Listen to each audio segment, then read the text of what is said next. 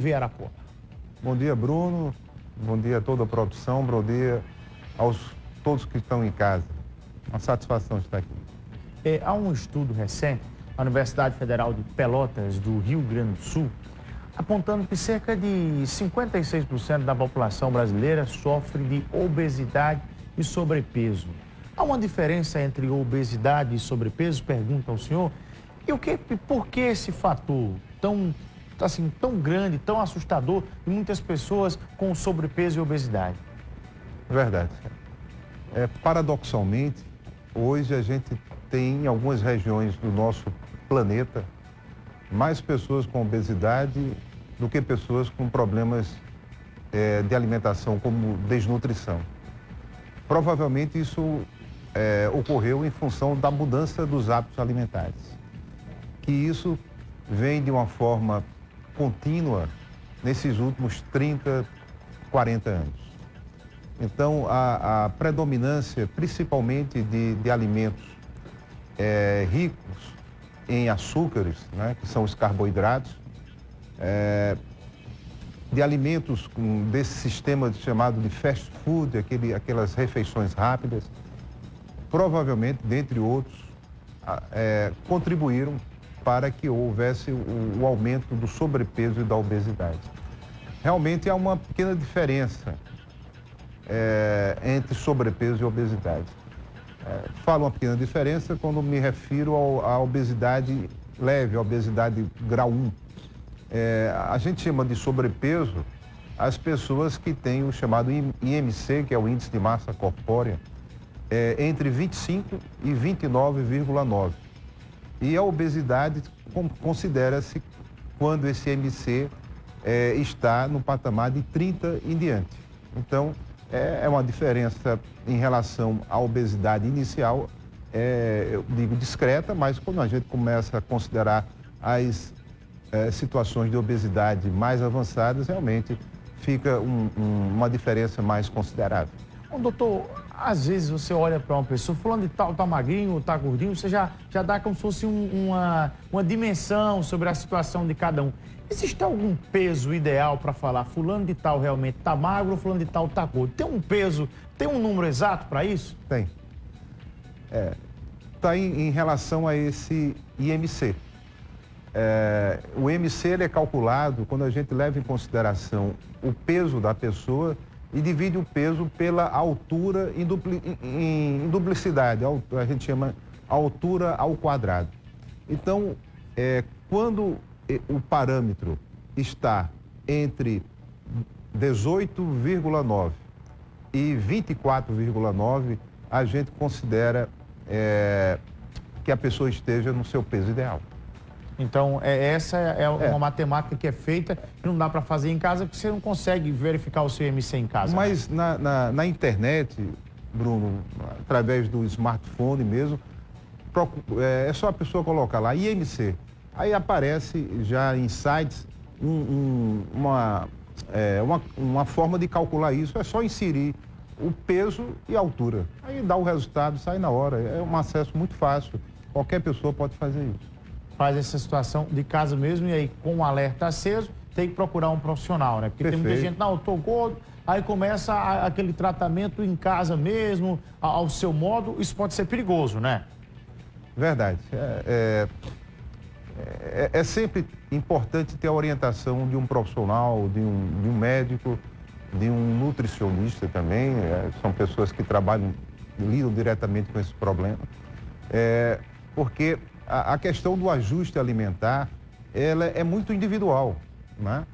Não existe uma receita universal para enfrentar a questão da obesidade, do sobrepeso. Então é importante que haja uma orientação de profissionais para que a pessoa não cometa erros na questão de evitar, de excluir da alimentação alimentos importantes em vitaminas e nutrientes e correr o risco de ter um prejuízo no funcionamento do nosso organismo. Às 7h27, nós temos inclusive pergunta dos nossos telespectadores. Na tela, por gentileza, eu vou chamar no telão aqui agora a pergunta do nosso telespectador que diz o seguinte: por que algumas pessoas conseguem emagrecer de forma rápida e e outros encontram dificuldades. Muito interessante essa pergunta, é muito oportuna. Isso, primeiramente, a gente partindo do princípio de que essas pessoas estão fazendo de uma forma rigorosa os seus deveres em termos de mudança da alimentação, de atividade física, isso deve-se levar em consideração a questão da capacidade do metabolismo, que é a forma como o organismo processa os nutrientes. Então, tem pessoas que, por uma questão de herança familiar, de uma questão genética, têm o metabolismo mais lento do que outras. E essas que têm o metabolismo mais lento vai ter uma dificuldade adicional para perder peso. Mas isso não quer dizer que não vai acontecer. Vai.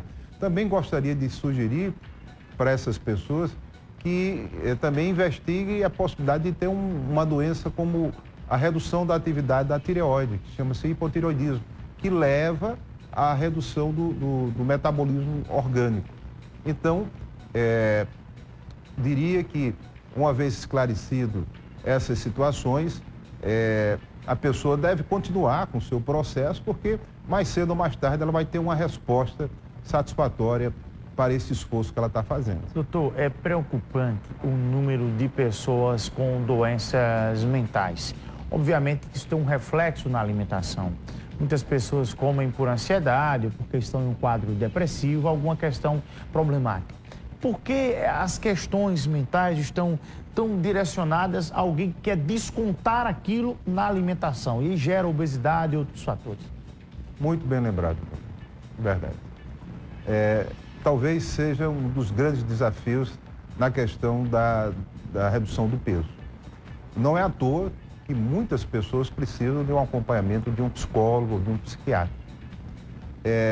Os transtornos da ansiedade, os transtornos depressivos, eles podem levar realmente à compulsão por alimentos doces. Porque os alimentos doces, eles terminam por induzir a produção de uma substância chamada serotonina no nosso organismo. E essa serotonina é uma substância que nos traz satisfação, prazer, tranquilidade. Então, muitas vezes, em situações adversas, do ponto de vista mental, de ansiedade, por exemplo, o alimento doce vai nos trazer uma paz interior e, a partir daí, esse hábito ele pode se tornar repetitivo para pessoas que estão com problemas mentais e que ainda não têm um tratamento adequado para essa situação. Nós estamos falando do problema, né, da obesidade e sobrepeso. Mas quais são hábitos que nós podemos ter no nosso dia a dia, hábitos para levar uma vida saudável e evitar se chegar numa situação como essa? Existem algumas táticas ou alguns hábitos que o senhor pode explicar para quem está em casa agora? Porque não é só alguém falar, não, alguém chega e fala, rapaz, para de comer, diminui essa alimentação. Mas não é assim, não é fácil, você não consegue. Se fosse assim, todo mundo era magro, né? Perfeito, perfeito. Bem, sempre recomendo a orientação de um profissional da área de saúde, como um médico ou um nutricionista.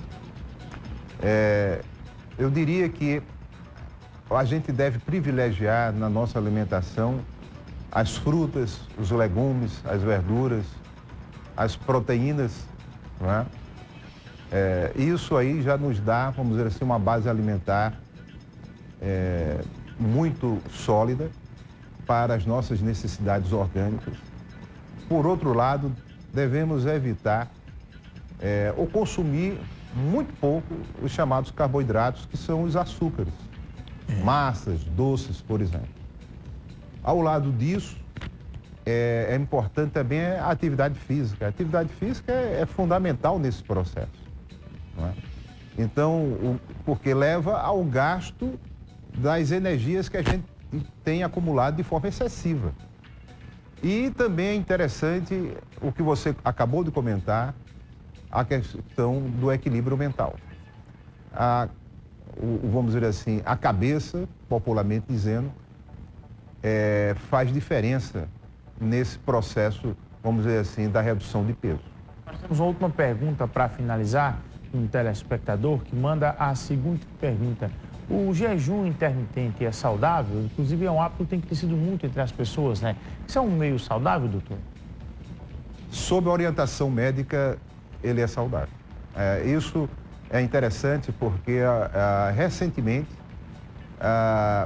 as sociedades que trabalham com a questão da obesidade, as sociedades médicas, alguma delas a Sociedade Brasileira de Endocrinologia, ela reconheceu o jejum intermitente como um método que pode ser utilizado nos programas de redução de peso. Eu gostaria de agradecer a entrevista conosco do doutor Heraldo Costa, médico enterologista, aqui conosco em estúdio do nosso programa Tribuna Livre. Doutor, muito obrigado pela sua participação. Obrigado, Bruno. Eu só queria fazer uma pequena retificação. Heraldo Rocha. Heraldo Rocha. Obrigado, doutor Heraldo Rocha. Um abraço para o senhor e para toda a família Rocha. Rocha de verdade, tá bom? Obrigado. Um abraço. Olha,